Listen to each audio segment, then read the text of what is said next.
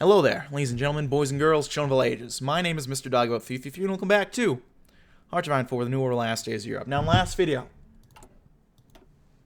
we finally finished our massive focus tree. We fused ourselves with the states, we've opened up the bureaucracy, and we're working on... Well, we finish up our product cycle. Now we're just kind of waiting for what I'm not entirely sure, but we're waiting for it. Oh, we jumped way ahead. Jesus. Oh, I should not have researched that so quickly. Oh, Jesus. Yeah, let's, I was not paying attention for that one. Yeah, our police are doing well. Reinforcement Shokan. But generally speaking, things are going well. So I'm waiting for the big event that makes things stop going so well.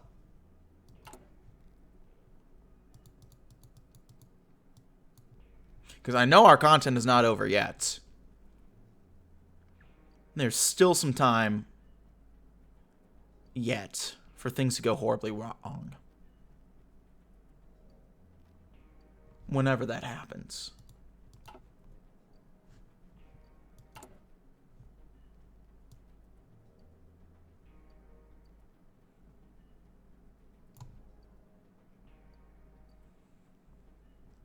We make it to 46 billion. We're getting there. I think we will get there, rather.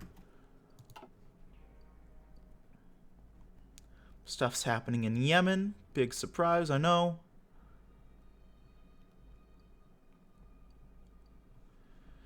Instability in the Middle East, who would have thought?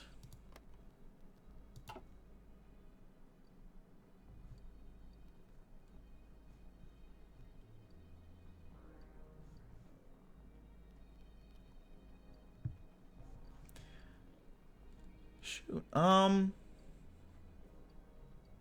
air parity, I guess? I don't know.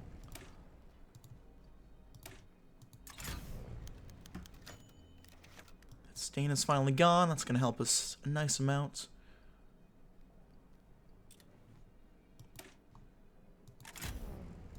And then, got naval doctrines.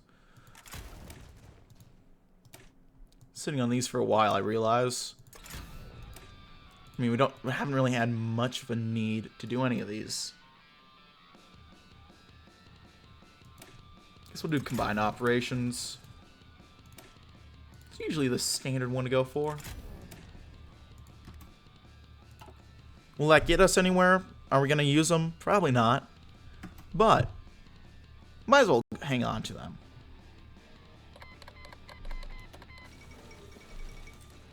Another one. Another one? Another one.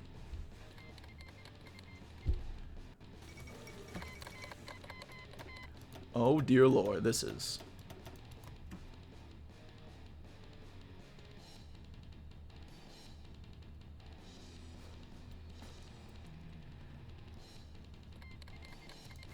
Yep. In the Middle East aflame. It's happening. It's happening. People do not want words. They want the sound of battle. The battle of destiny. Gamal Abdel Nasser. Black gold, but red sand.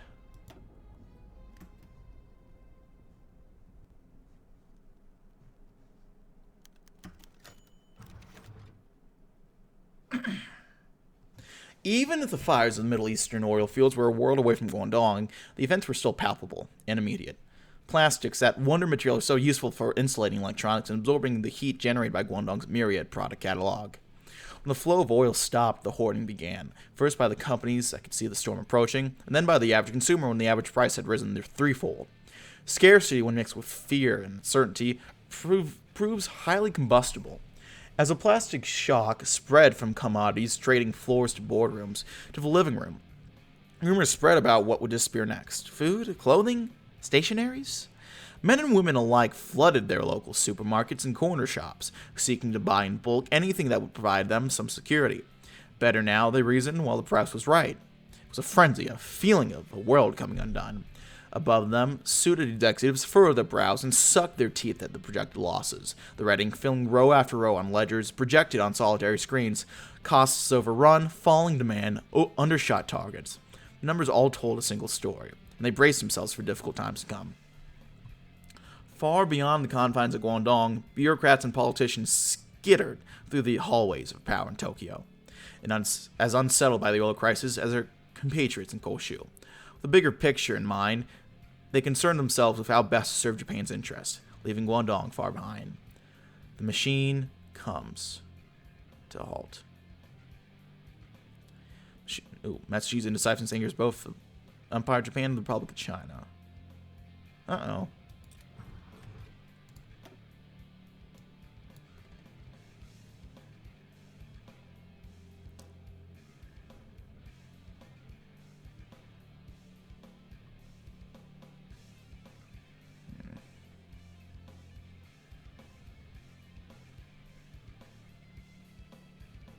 Well,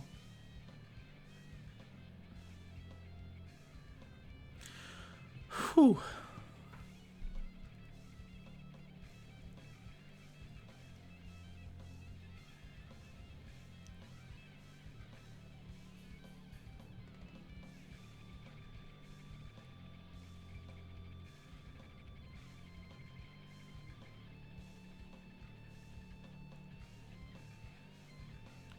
Looking through all of this.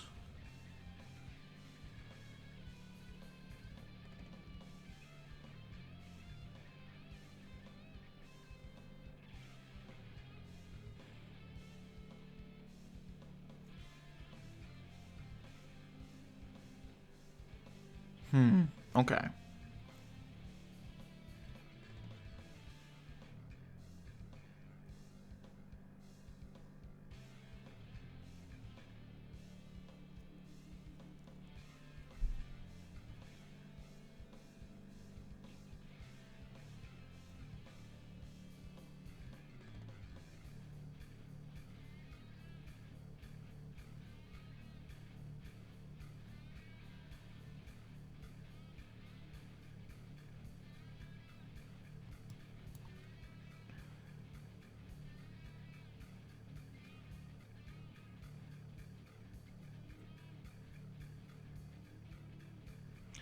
Well, might as well get started. The rising tide. The world historical disaster that is the oil crisis has at last arrived on the shores of Guangdong. Aside from shortages and trade disruptions, it also brings a more urgent risk. There's a distant chance that Chief Executive Matsushita Masaharu's hard work for the prosperity and stability of Guangdong will be swept away, as if in a non-Kai tsunami. This demands swift, decisive action. We will need to move quickly to protect the economy. The pandemonium in the Legislative Council must be put to an end, and the flow of workers and capital out of our borders must be staunched at the earliest possible opportunity. Let all that must be done quickly for the welfare of our people, of Guangdong, and for the continued longevity of the Chief Executive's benevolent rule. 49 seats, one short of an outright majority. Frankfurt's stock market is crashing as well.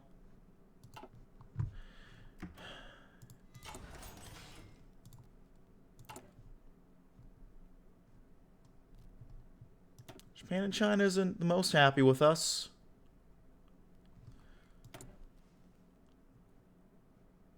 Shoot. Let's get some schools going.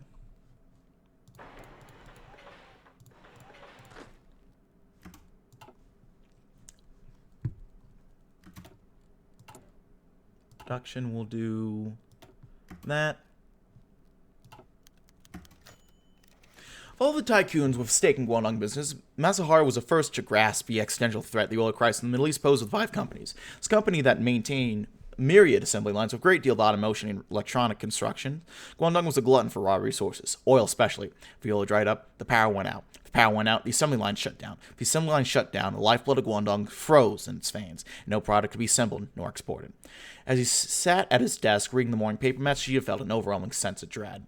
The only thing that frightened him more than the oil crisis itself was how Ibuka and Morita would react to it. They failed to understand the gravity of the situation. They might try something stupid.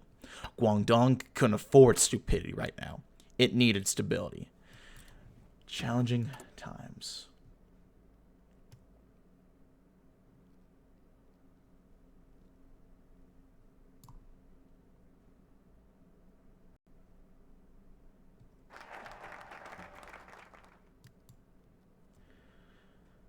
The tide rises. The frames drop.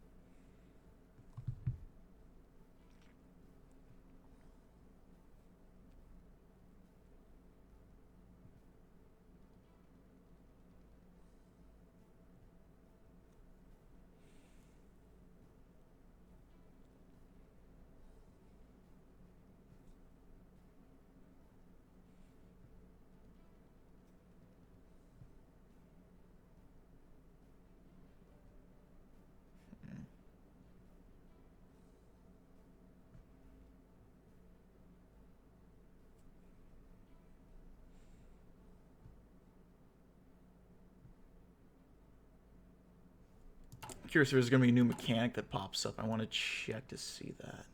I don't see anything right now, so I'm not going to worry too much about it. Let's keep an eye on the executives. Both Marie Akio and Ibuka Masaru hold considerable power and influence in powerful sectors of the Guangdong ruling class. Despite Matsushita's meteoric rise to dominance after the fall of Suzuki Taiichi, the influence has still eluded him. But fortunately, both of them are still willing to hear out their fellow tycoon out. Actions can be taken to gain their favor and support of the Legislative Council, but we must be careful about the way in which we make such a major decision.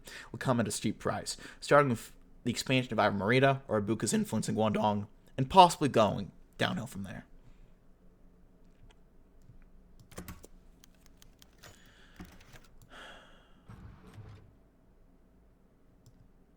The oil crisis was now in full swing, and things had gone to hell. Few people in Guangdong were more aware of that fact than General Nagano Shigeto of the Imperial Japanese Army. A phone call had come through for the chief executive in Nagano. It was Consul General Takashima Masuo, who had been summoned back to Tokyo on an urgent basis. As one might expect during an energy crisis of world historical proportions, Takashima had only news of woe. This and that support traditionally given by the Foreign Ministry of the Greater East Asia Ministry had been cut off on the recommendation of this or that good-for-nothing bureaucrat scrounging around for scraps for his own worthless departments. What made Nagano really gnash his teeth was the order sent through from Daitoasho and Daihonai through Takashima's mouth. The Guangdong Kenpai-Tai was to have its operational capacity cut drastically, and its operatives were to be redeployed elsewhere in the co-prosperity sphere to meet graver needs. Paul that Nagano hated to admit it, Japan simply did not have the money or the will to keep the order in the state of Guangdong as they had once had. Nagano had only one hope, the police, which had acquitted itself decently during the pseudo crisis all those years ago. If they, too, proved themselves unworthy, I know quite well what I'm going to do, and I will do it without regret. If they cannot hold themselves together by the Emperor, I'll do it for them. He is warning, Chief Executive, and tread carefully.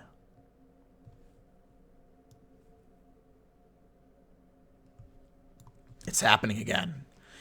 That's a phrase on everyone's lips in Guangdong. Beggars throng the streets as factories lay off everyone they can. Families go hungry as the price of food skyrockets. The normal conversations in the Japanese salons are replaced with speculation over whose enterprise will fall again. Just like last time. Just like after Yasuda. It wasn't hard to predict that something like this would happen again. For the upper classes and the educated middle class, it was obvious that, as long as Guangdong remained so heavily integrated into the global economy, it was vulnerable to another external crisis. What has struck people is just how exact the repeat performance is. Once again, in spite of years of supposed reforms, the Japanese flee for home, and the Chinese are left on the streets, with Zujin struggling to keep afloat. And once again, all eyes turn to Chief Executive. Matsushita must leave the country away from the drain that everyone can feel it circling. He cannot become another Suzuki. The more they stay the same.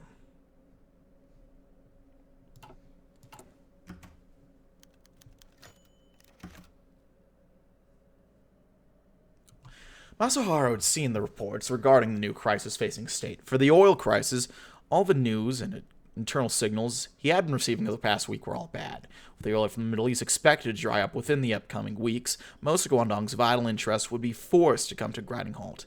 And if that happened, the protests outside would surely turn into riots. Something had to be done. And fast. But for once he felt stumped. He slumped in his chair, his hands massaging the many new wrinkles that were covering his face. He picked up another piece of paper with the PTRG stamp at the top. The report detailed several vehicle prototypes that were being adapted for desert and mountainous operations, given the current crisis. Prototypes we expect to be ready within the month? Surely Guangdong could get the rights to several oil sources in exchange for these nations to get an advantage in their conflict with equipment devised by the PTRG. The chief executive put on his jacket and prepared to leave his office. If the support was true, then it could very well be the solution that Guangdong needed to at least soften some of the effects of the current crisis. But first, he needed to verify the report he was given. One wrong move here, and his vision for Guangdong could be snuffed in an instant. The lights in the lab come alive.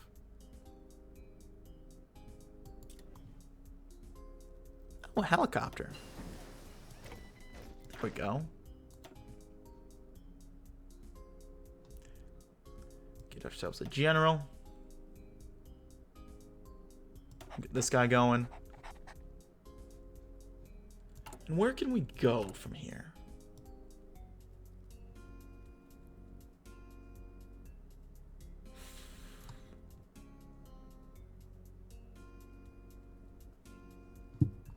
Okay, so we have options as to who to pick.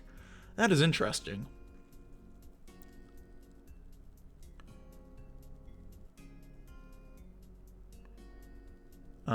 Not a good idea to send it to the Imamate. Send it to the Muslim Brotherhood. The Islamic Republic of Iraq. That could be interesting. Muslim Brotherhood. They're not doing so hot, so I don't think I'll try them.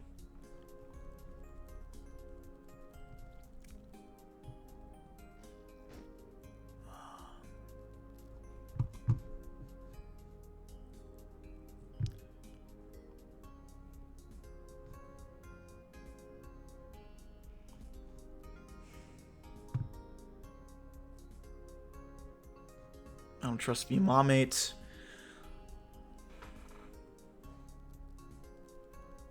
Let's do the Sudanese Defense Force.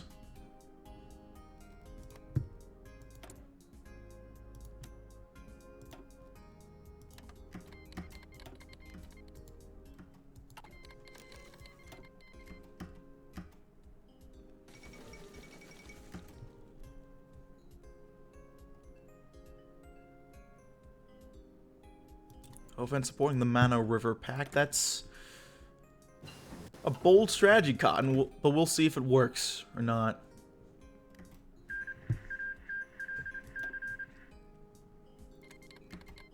Darfur.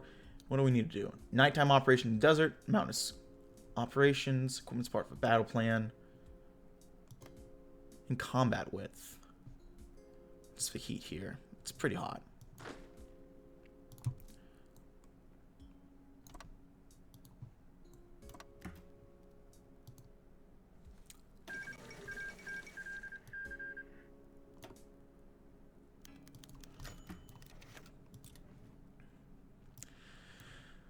Two, Commander, IGA, Guangdong formations. Form Guangdong State Government. Greater East Asia Ministry is pleased to announce that the state government of Guangdong has volunteered to send a research division to Middle Eastern to help the Great Asia Co-Prosperity Sphere in its fight against the forces of Western imperialism. General Nagano was in a depth of rage and despair he had never felt before. He scribbled out, "Fight against the forces of Western imperialism," writing over it, "Get Japan oil, and some oil for Guangdong too, and fucking grub some money selling bullshit bloody weapons to Arab imbeciles while we're at it." Then he smashed the pen upon his knee, wincing in pain as he threw it in the garbage, tore paper to shreds. What the hell was this? They're asking soldiers to put their lives on the line as if they were mere mercenaries. fighting for literal profits as motivation, putting their lives on the line as mere sales representatives for the worthless corporations here. Is this the life of a soldier these days? As Nagano paced back and forth in anger, he yearned for the honorable service he'd done in China 40 years ago. This isn't what it means to be a soldier. This isn't! The general cried out as he realized just how impotent his rage was. Nagano sat down and put his head in his hands, knowing that no matter how strongly he despised what Guangdong made him do, there's not a single thing he could do to stop it. Damn it all to hell! Excuse me? Why do we have so many production units? By himself, leaning back in his office chair, Chief Executive Matsushita sighed, troubled. He can't help but wonder how his competitors will respond to his current weakness. No, the weakness of all Matsushita Electric in the present crisis. The company had been weighed down by his own need to look after both operations and the government affairs of Guangdong. There's no shame in admitting that. Matsushita had far too much of shame. Suddenly, an idea comes to Matsushita and leans forward ever so slightly.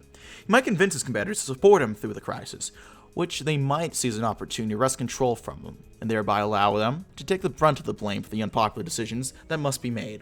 It is risky to be certain because the opportunity seems seen by his rivals is very real. In fact, they might become even more popular if they play their cards right in this role. But Matsushita supposes, in the end, that he has no choice if he truly wants to come out on top. He's never been one for gambling, but even he knows that great risk can always pay off if skillfully handled. He watches as the vultures begin to circle, and invite them closer. Oh, this is risky. But we might need this badly.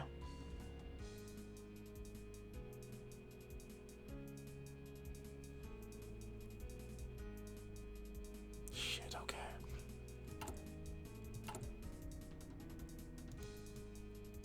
Well, we got a lot of support. So we can afford to burn some of it, if we so need to.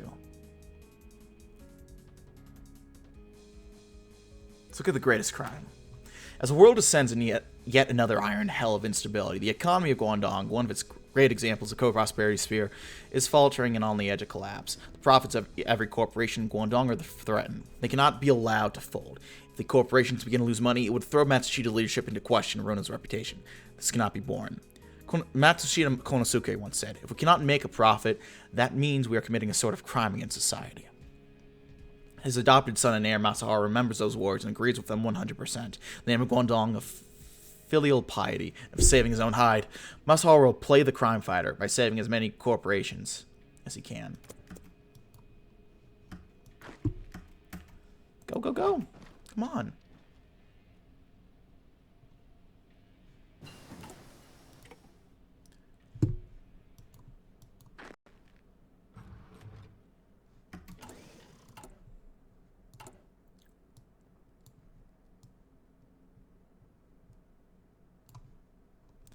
Any mountains nearby? There are mountains over in the Republic, so if we head over there, we'll fight. Here is very hot.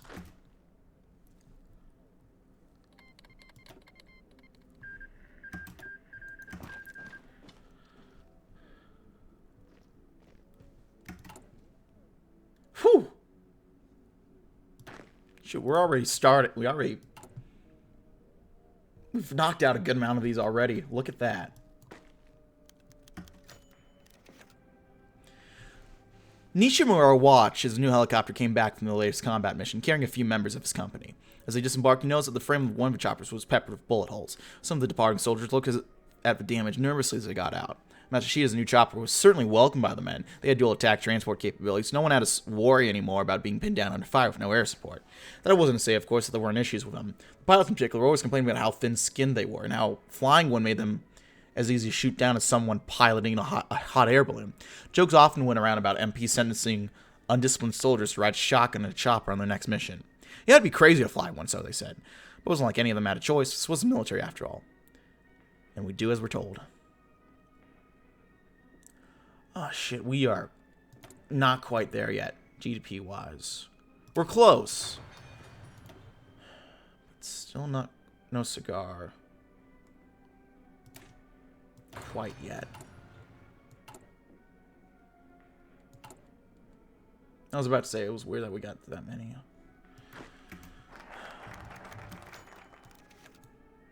Rain ran down the office windows like sweat from Matsushita's brow. Yokoi read off the reports. Consumer spending is at an all-time low. Yokoi's words were like a dirge as he read from a folder. Guangdong's finance has been falling by the hour, and it's barely enough to keep managers from resigning. Projections for the fiscal... Enough! This meeting is adjourned. Yokoi, bring me the files. Matsushita walked to the window and rested his head on the glass. The coming months were to be miserable, and there was no rain that could douse a fire that was to engulf his company. Yokoi's brow rose when he handed him the file. The forecast. I get these are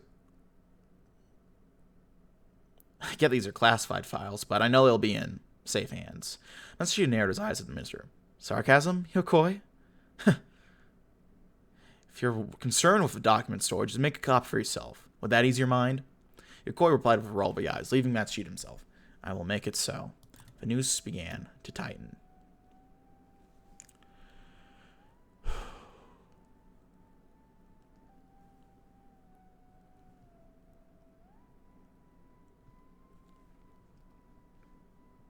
Next, we have to face the storm alone.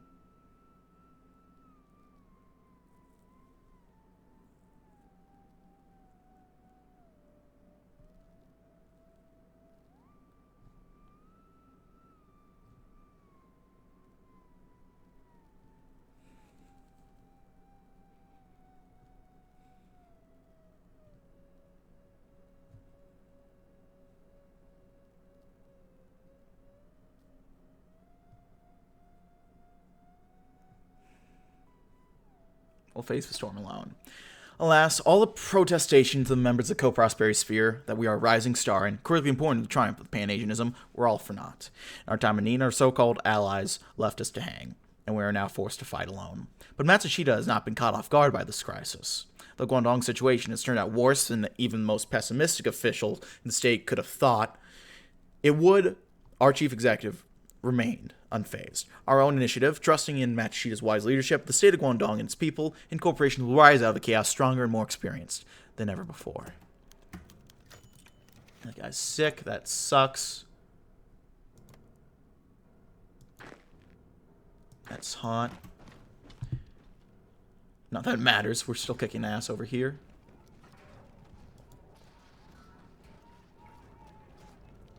I'd imagine that has better combat width than us. Yep. All we have left are mountainous operations, and we're good.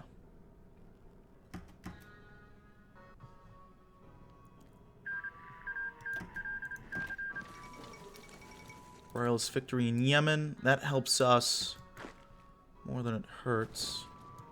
Really?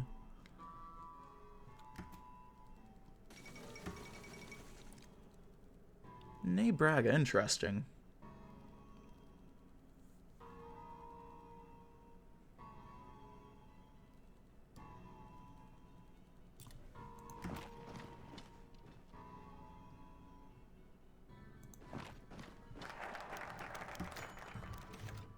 Before the chief executive's stony face sat Ibuka, talking endlessly about the thoughts of Consul General. Although Matsushita was normally a stickler for detail, he knew that all the important information which could be gleaned from this meeting had already been provided. It was all too familiar, as if the trials of Yasuda crisis had only just been cleared, and before he could draw another breath, they had returned. Yet this time, the fault was not with Japan. Now the mess was firmly at Guangdong's doorstep. Relief from the home islands was thus not forthcoming, despite his outrage. To this, Ibuka said little. His position spoke all that Matsushita needed to hear. He was simply glad it was not a mess for him to deal with. Feel free to deal with the Consul General yourself. You can damn well try your hardest, but I guarantee nothing will come of it. Was all he said, to the chief executive's outrage. Both sides knew that this was the end of the road, even if one was more reluctant to accept than the other. This storm would have to be faced by Matsushita alone, armed with a little bit of prayer. Father, give me the strength to fight this. Oh, fuck. We're not even close. GDP-wise, I realize. Shit. We're $1 billion off.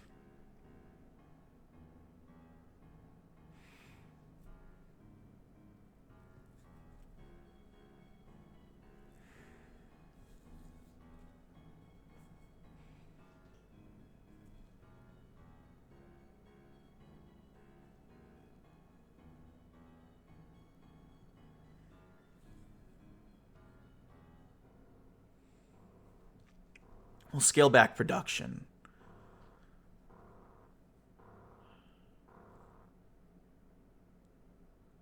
I think. I'm going to save here. I'm genuinely not sure what to do. Just going to say oil.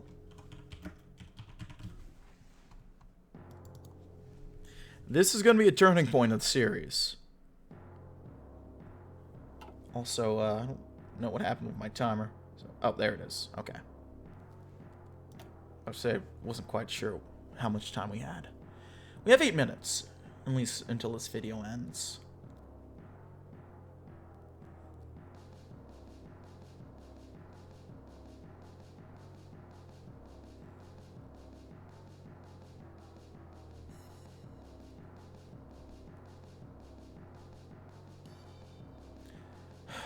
Okay. Let's bring in the outsider. For all that Merida and his reformist allies like Lee and Ho go a bridge too far with their over-concern for the welfare of the common folk and others that Guangdong neither can or should worry about, they have been raising some fairly good points, and Matsushita knows that very well. Accordingly, to benefit from their wisdom, Matsushita will invite Merida and his reformist allies into more influential positions within the government in exchange for the confidence and supply. Well, this comes at the cost of Matsushita's influence. It will increase the chance Merida and his delegates will be willing to give our proposals fair hearing. Yeah, we can hope. Then again, hope in one hand, shit into the other. See what fills first.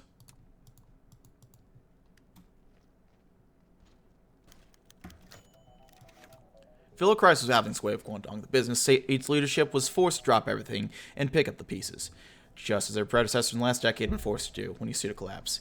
Yamauchi Hiroshi watched the barren streets of Koshu amidst the hardship of the crisis. Those telltale signs of economic depression and financial trouble were everywhere. Unlit street lamps, lack of people, the few people present above looking somewhat disconsolate in the whole 9 yards. Above, the skies were dark with clouds of smoke. The scene was reminiscent of the days of the Yasuda crisis. Nintendo had only been in Guangdong for a year back then. What a terrible time it had been to try to do business. With political turmoil, the intense struggles of populace, the abject chaos everywhere, those still made him shudder, almost as much as the prospect of going back to that madness did. Trying to suppress his fear, Yamauchi kept walking slowly and methodically, hoping, perhaps against hope, that the clouds would clear away soon, one step after the other. But to what end? It's a weird fucking sound going. I don't quite know what it is. Sultan victory. It's all desert. Oh shit, they're going after the Kazakhs. They can still do... I guess I'm not surprised that Tabaritsky can do that, but...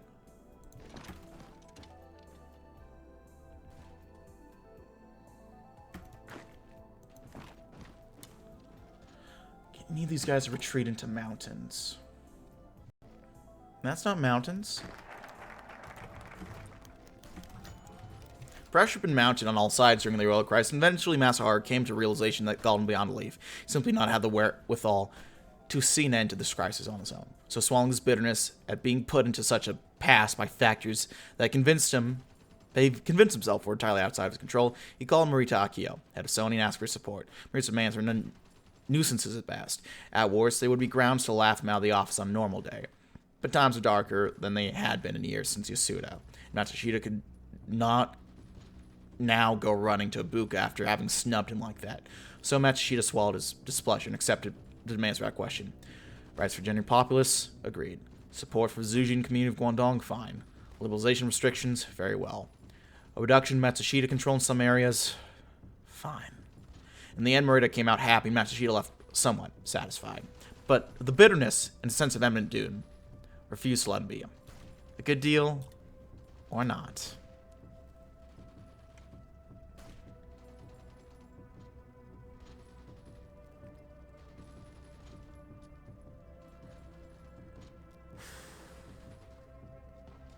I think I'll head over here.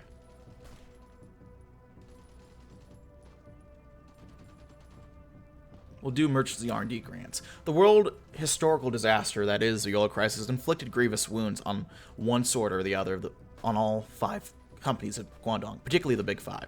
Yet among the maelstrom of social, financial, and economic ruination, the Fujitsu Limited continues to pursue the cutting-edge Japanese electronic innovation. The chief executive is of the mind that such a pursuit of excellence ought to be held up as an example to the sphere and to all in the world that are willing to be advised on such a matter. Accordingly, Matsushita directed an emergency grant be offered to the firm. This will clearly show the chief executive's approval of technological innovation and also further cement Ibuka's support for the government. He will be particularly appreciative of this since it will partially relieve the current squeeze on his firm's profits.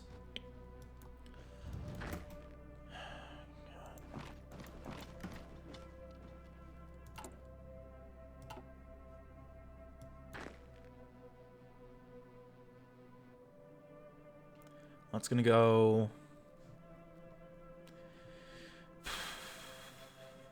Free Officers Organization is... Oh, they're not quite done yet, actually. They're down here still. Still over there as well.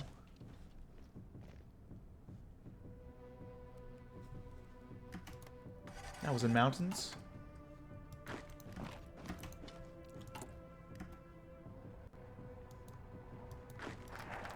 That's a plane.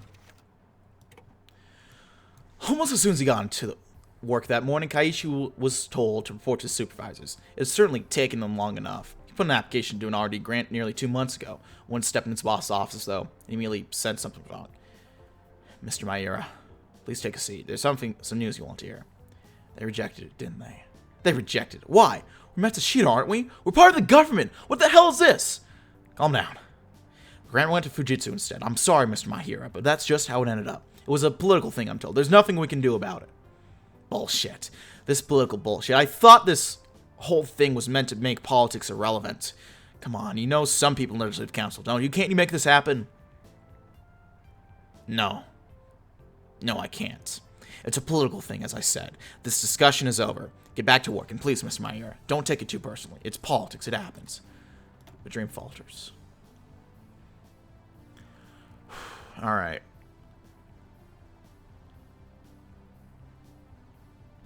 Let's see the new employment standard ordinance.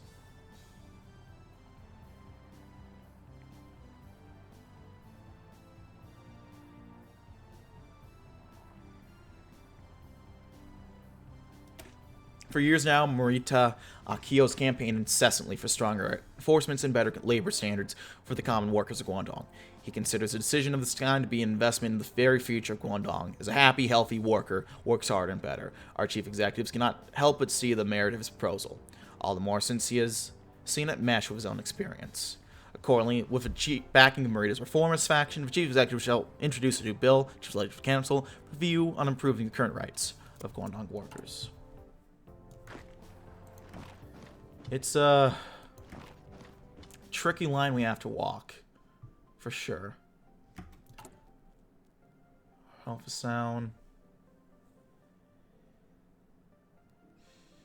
Oh, jeez. Not even a decade ago, Guangdong was stricken by a terrible economic crisis due to the collapse of Yasuda. As a result, Suzuki fell, Matsuzawa came and went, and a new leader took control, inspired to remake Guangdong's image. But now all that is suspended as another crisis rocks the Silicon Delta. As the Middle East falls into instability and the supply of oil collapses amidst the oil crisis, Guangdong finds itself in yet another terrible period of socio-economic instability. Guangdong and China and Japan are plotting, and their increasing squabbles threaten us. The government's weakened, the economy is gutted, the IGA garrison is mutinous, the enemies of the state are emboldened. The chief executive of Guangdong has but one choice. Do or die.